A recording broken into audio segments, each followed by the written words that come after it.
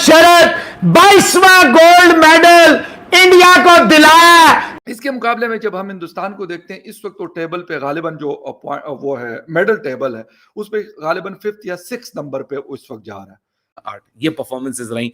फिर उसके बाद रंकी रेड्डी, क्योंकि एक वक्त एक ऐसा मुकाबला चल रहा था कि मैं सोनी के ऊपर देख रहा था, तो 3 विंडो बनी हुई थी, एक तरफ स्क्वॉश था, एक तरफ बैडमिंटन था, एक तरफ हॉकी था। खैर अब बात करिए बैडमिंटन की, जहां से अच्छी अच्छी खबरें आ रही हैं, वहां से सत्विक एंड चिराग, उन्होंने जनाब इंग्लैंड के बेन एंड सीन को हरा दिया, और एक और गोल्ड मेडल इंडिया के लिए जीतने में कामयाब हो गए, जो कि बहुत ही शानदार बात है। तो आज जो है 3 गोल्ड मेडल बैडमिंटन में इंडिया ने अपने नाम किए हैं। पहले आगाज किया जनाब लड़की पीवी सिंधु साहिबा ने, और उन्होंने भी शानदार परफॉर्मेंस दिखाई थी, क्योंकि पहले वो ब्रॉन्ज भी जीत चुकी हैं, सिल्वर भी जीत चुकी हैं। आज उन्होंने गोल्ड जीता अपनी कंट्री के लिए।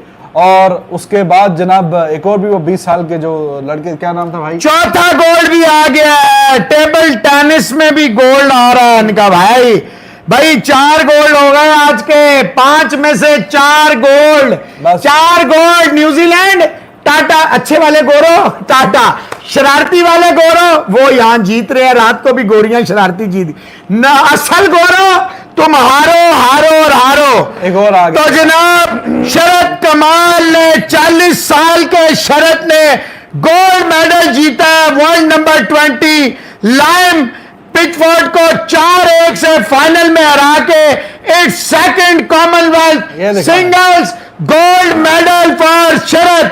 40 साल का शरद 22वां गोल्ड मेडल इंडिया को दिलाया, और आज का चौथा, 5 में से 4 गोल्ड मेडल आज के इंडिया के नाम, 22 गोल्ड मेडल।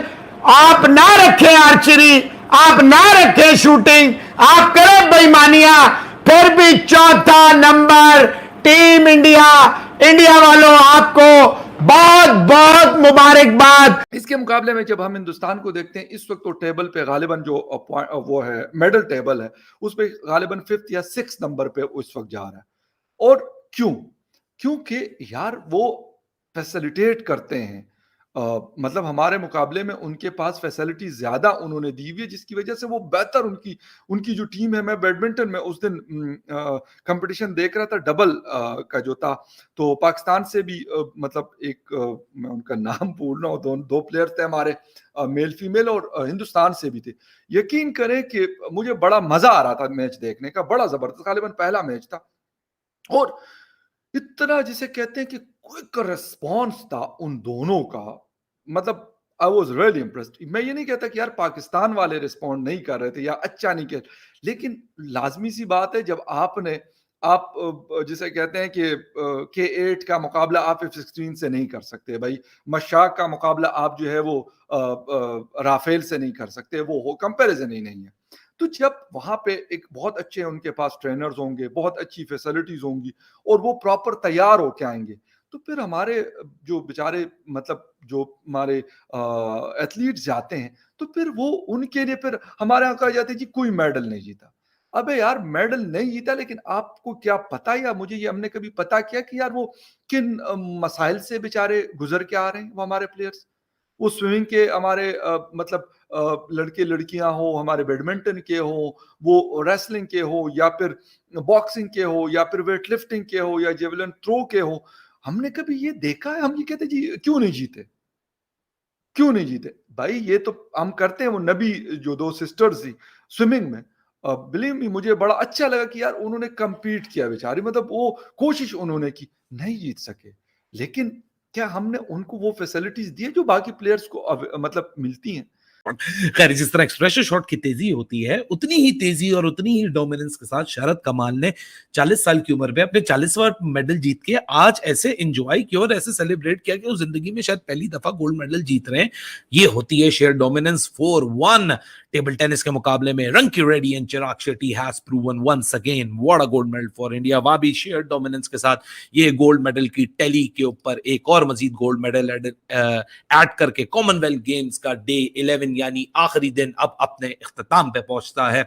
इंडिया और पाकिस्तान की पॉइंट ऑफ व्यू से जो दो टीम्स हमने पूरे 11 दिन फॉलो अप की, आई होप आप लोगों को एक हमारी कवरेज पसंद आई हो। अगर पसंद आई हो तो please go and do like the video, subscribe to the channel and do let us know in the comment कि आपको ये पूरे 11 दिन का एक्सपीरियंस, इसमें गलतियां भी की हैं, कुछ अच्छा काम भी किया है, कुछ बुरा काम भी किया है, बहुत सारी लर्निंग्स ली हैं, कुछ इंस्पायरिंग एथलीट्स की परफॉर्मेंसेस देखी हैं, मीराबाई चन्नू की हमने डोमिनेंस देखी है, साथ में रवि कुमार दहिया की उस तरह डोमिनेंस देखी कि there was no other contest with anyone who came in front of him.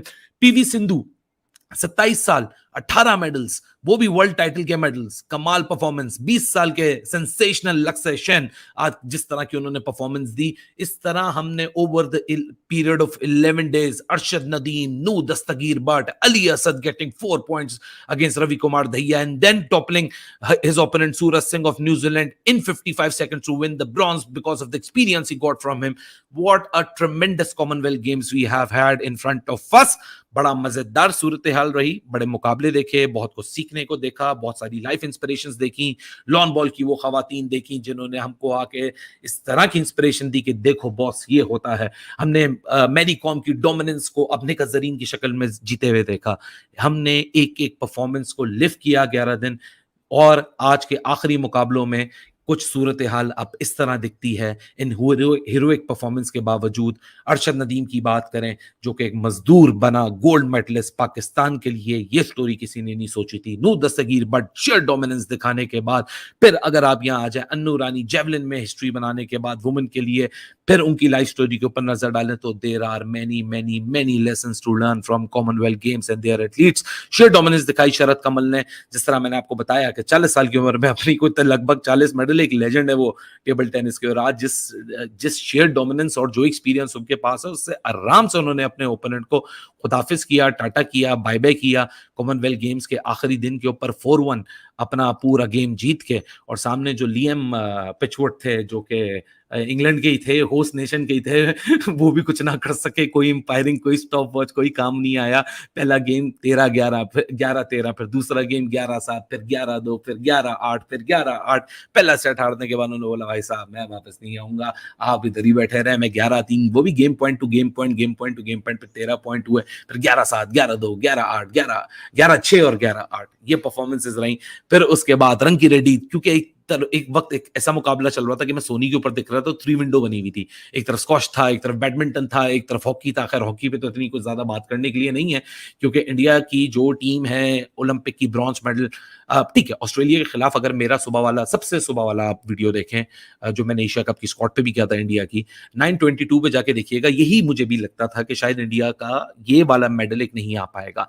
जो आज के दिन के स्केड्यूल थे, मैंने to be very honest 4 gold medal predict किए थे। मतलब प्रेडिक्शन क्या होती है यार, रीड किए कि हाँ जी ये हो सकते हैं। फिर उसके बाद इंडिया ऑस्ट्रेलिया लगता था कहीं नहीं हो पाएगा। साथिया ने अपना ब्रॉन्ज मेडल जीता, 6 मुकाबले थे, 6 में से 5, खैर 6 में से 6 मेडल आए, लेकिन जो इंडियन हॉकी का गोल्ड आना चाहिए था वो सिल्वर में बदला।